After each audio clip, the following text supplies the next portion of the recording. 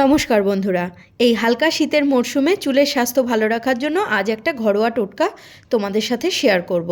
Shampoo করার মাত্র আধ ঘন্টা আগে তোমার পুরো স্ক্যাল্পে অ্যাপ্লাই করে নাও এই হেয়ার টোনারটা প্রিপেয়ার করার জন্য তোমাদের নিতে হবে এক টুকরা আদা, কয়েকটা তেজপাতা আর 5 থেকে 6টা লবঙ্গ। টোনারটা প্রিপারেশনের জন্য আমি একটা বাটিতে 250 ml জল গরম করতে বসিয়েছি। জলটা যখন গরম হয়ে যাবে তার মধ্যে আদাটা গ্রেট করে নিয়ে দিয়ে দেবো, তেজপাতা আর লবঙ্গগুলোও দিয়ে দেবো। জলটা ততক্ষণ পর্যন্ত ফুটিয়ে নিতে হবে যতক্ষণ না অর্ধেক হয়ে আসে। এরপর ঠান্ডা হওয়ার জন্য রেখে দিতে হবে। মিশ্রণটা পুরোপুরি যখন ঠান্ডা হয়ে যাবে তখন এটাকে আমি ছেঁকে নিয়েছি। ছেঁকে নেওয়ার পর এটাকে আমি একটা স্প্রে বোতলে ভরে রেখে দিয়েছি। বন্ধুরা, তৈরি করে নিলাম আমি চুলের জন্য অত্যন্ত লাভদায়ী একটা টোনার।